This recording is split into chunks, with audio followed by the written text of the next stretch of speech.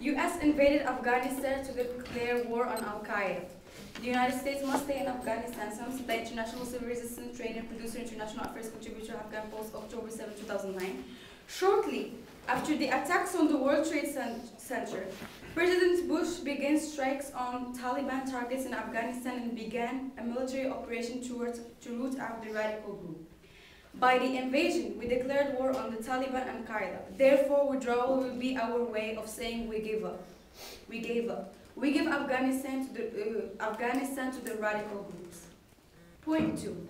Once we withdraw, the Taliban rises in power and takes over Afghanistan. Same that I previously cited. Leaving Afghanistan may be a comfortable position to take in short run, but will lead to immediate rise of the Taliban and a guaranteed safe haven for Al-Qaeda.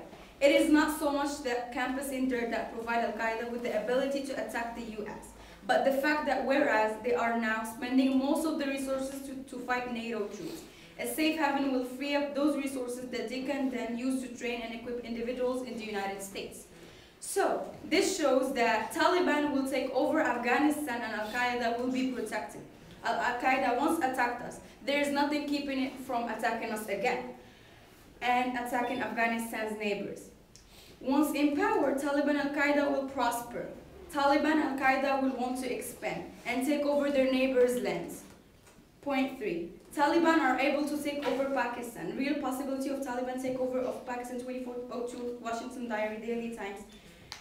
Security agencies have reported to the government that about 18,000 Taliban are armed and organized. Furthermore, there is every indication that the Taliban are equipped with the most modern arms and accompanying technology.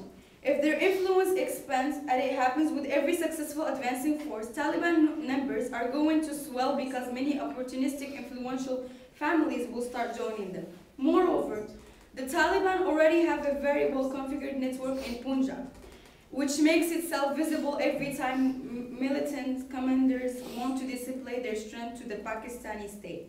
The people used to suffering for centuries will hardly notice any change.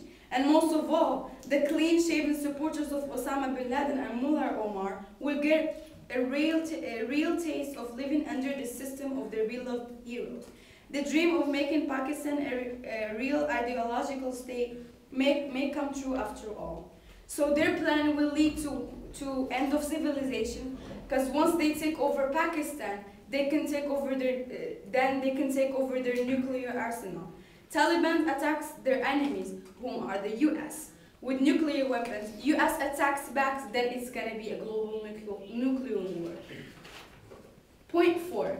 Foreign intervention collapses Afghanistan and ensures U.S.-Russia tension in the region. President of Central Asia Institute, a Great Central Asia Partnership for Afghanistan, its neighbor, www.tmsun.org/new-century/PDF. Many suspect that Russia aspires to dominate Central Asian states. Russia considers control over the development and export of its own national resources to be essential to its sovereignty and security. Gazprom has re-established control over the Central Asian transmission system, while other Russian groups are systematically gaining control over the production and transmission of Central Asian electricity. Convinced that U.S. is merely a temporary presence, Russian officials have boldly attacked the U.S. advocacy of free elections in the region as a threat to peace. Faced with these realities, governments in the region are hedging their bets. Absent a strong U.S. presence, Western models of democracy and market development will give way to models based on Russia. These diverse dangers can undermine the stability of the fragile new arrangements with Afghanistan. By refocusing Kabul's energies and resources on the economically unproductive issue of national security and geopolitics, they will undermine Afghanistan. Point 5. This will lead to the escalation of U.S.-Russia tensions in the Middle East and will go nuclear. As President of Central Asia Institute, the War Against Terrorism and U.S. bilateral relations with the nations of Central Asia. This does not mean that U.S. actions are without risk to the Central Asian states. Quite the contrary. For a decade, they have faced not only the dangers arising from Afghanistan, but also the constant threat posed by Russia. This imperial hangover will eventually pass, but for the time being it remains a threat. It means that the Central Asians will inevitably face redoubled pressure from Russia if we leave abruptly and without attending the long-term security needs of the region. Some Americans hold that we should destroy Bin Laden, Al-Qaeda, and the Taliban and then leave. Such a course runs the danger of condemning all Central Asia to further wave of instability from the south.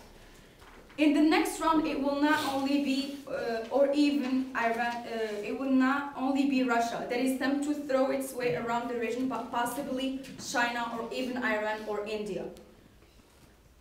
All have a right to claim Central Asia as their backyard. When these nuclear powers begin bombing heads, there it will create terrifying threats toward peace that the US cannot ignore. This prospect, along with the unresolved problem of Russia's imperial hangover, is the reality that the Central Asian states must face if the US withdraws from their region. It requires that the United States develop and implement a long-term strategy for regional security in Central Asia. It is essential for the United States' own long-term interest in helping build a stable world, bordered by nuclear states and formidable regional powers. Central Asia cannot depend for its security on any one of them without imperiling the security of all others. Their plan will lead to US-Russia war, causing extension. Nick, professor of philosophy at Yale, risks analyzing human extension scenarios and related hazards. A much greater existential risk emerged with the buildup of nuclear arsenals in the US and the USSR. And all-out nuclear war was a possibility with both a substantial probability and with consequences enough to qualify as global and terminal. A nuclear Armageddon might annihilate our species or permanently destroy human civilization.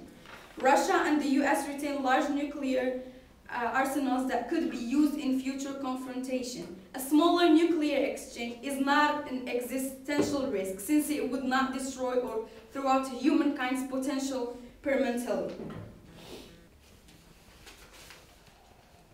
The plan ensures US-Russian competition for influence in Central Asia.